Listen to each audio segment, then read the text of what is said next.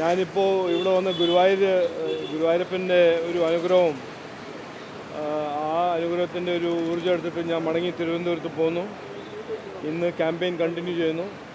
ഇന്നലെ രാത്രി ഒരു 12:45 ട്രെയിനിലാണ് ഞാൻ ഇവിടെ വന്നത്.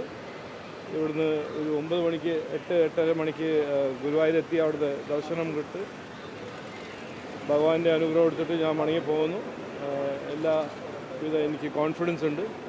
ഈ വരുന്ന തെരഞ്ഞെടുപ്പിൽ നമ്മളൊരു ചരിത്രം സൃഷ്ടിക്കുന്ന ഒരു തെരഞ്ഞെടുപ്പ് ആവുമെന്ന് എനിക്ക് ഒരു കോൺഫിഡൻസ് ഉണ്ട്. തിരുവനന്തപുരത്തൊരു മാറ്റം, കേരളത്തിലും മാറ്റം ജനങ്ങൾക്ക് വേണം.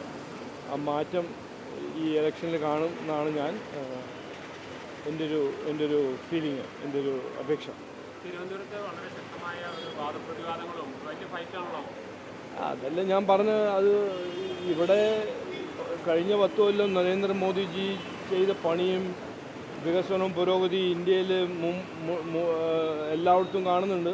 ഇവിടെ മാത്രം നമ്മുടെ കേരളത്തിൽ ആ ഒരു പഴയ UDF LDFിൻ്റെ ഒരു രാഷ്ട്രീയം, നമ്മളിപ്പോൾ വികസനവും പുരോഗതിയെ പറ്റി പറയുമ്പോൾ അവർക്ക് ഓരോരോ ഇൻകോൺസിക്വൻഷ്യൽ ഇഷ്യൂസും പേഴ്സണൽ അറ്റാക്കും ചെയ്ത് ഒരു രാഷ്ട്രീയമാണ് കാണുന്നത്. അവർക്ക് ശരിക്കും പറയുകയാണെങ്കിൽ ഈ വികസനം, ഈ പുരോഗതി, ഈ തൊഴിൽ, ഇൻവെസ്റ്റ്മെൻറ്റ്സ് അതിനെപ്പറ്റിയൊന്നും പറയാനില്ല. അവരുടെ റെക്കോർഡ് നമുക്കറിയാലോ.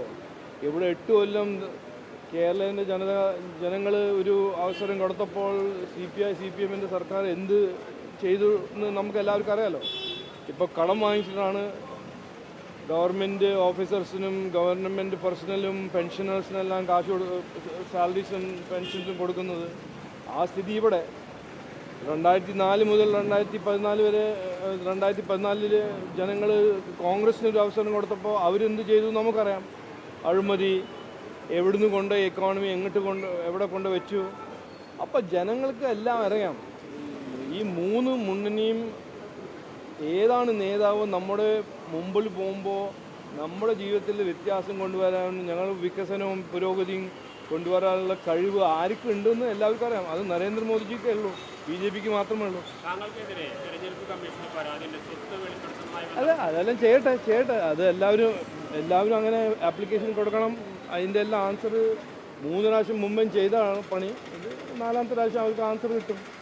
ഞാൻ ഇന്ന് എൻ്റെ 18 കൊല്ലത്തിൽ ഒരു ബ്ലാക്ക് മാർക്ക്, ഒറ്റ ബ്ലെമിഷ് ഇല്ലാത്ത രാഷ്ട്രീയം ഞാൻ ചെയ്ത ആളാണ്. ഇത് ഞാൻ പറഞ്ഞിട്ടുണ്ട്. എന്നെ പേഴ്സണൽ അറ്റാക്ക് ചെയ്ത് ഡിഫെയിം ചെയ്ത ആരാണെങ്കിലും ഞാൻ അങ്ങനെ വെറുതെ വിടില്ല. ഞാൻ എൻ്റെ കരിയർ, എൻ്റെ പബ്ലിക് ലൈഫിന് ഭയങ്കര പ്രൗഡ് ഉള്ള ആളാണ്. അതിങ്ങനെ കോൺഗ്രസിനും അവരുടെ പണിയല്ലേ. ഇവിടെയും സുരേഷ് ഗോപിനെ അറ്റാക്ക് ചെയ്യും, വേറെ നരേന്ദ്രമോദിജിനെ, രാഹുൽ ഗാന്ധി അറ്റാക്ക് ചെയ്യും. അവർക്ക് ഇന്ന് ഇന്ത്യനെ മുമ്പോട്ട് കൊണ്ടുപോകാനോ ജനങ്ങളുടെ ജീവിതത്തിൽ വ്യത്യാസം ഉണ്ടാക്കാൻ ഒറ്റ ഐഡിയ ഇല്ല, ഒറ്റ ഒരു പ്രൊപ്പോസിഷൻ ഇല്ല. അവർക്ക് ഈ ഒരു നെഗറ്റീവ് പോളിറ്റിക്സ് കളിക്കുന്ന ഗെയിം അവർ പരാതി കൊടുക്കട്ടെ, അവർ ഇൻവെസ്റ്റിഗേറ്റ് ചെയ്യട്ടെ. അതിൻ്റെ നിങ്ങൾ എന്തിനാ അങ്ങനെ ഒരു ധൃതി? വരുന്നത് വരും. സത്യം എപ്പോഴും ട്രയംഫ് ചെയ്യും. അതൊരു ഒരു ഒരു നോർമൽ പ്രക്രിയയാണ്. പറയൂ.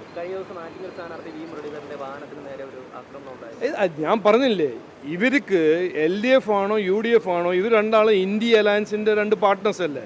ചായയും സമോസയും കഴിച്ച് ഡൽഹിയിൽ ഇരുന്ന് കുത്തിയിരിക്കുന്ന 2 ആൾക്കാരല്ലേ ഇവർ. ഈ 2 പാർട്ടിയും കഴിഞ്ഞ 10 കൊല്ലത്തിൽ എവിടെയെങ്കിലും വികസനവും പുരോഗതിയെ പറ്റി എന്തെങ്കിലും ചെയ്തിട്ടുണ്ടെങ്കിൽ എന്നോട് പറയും.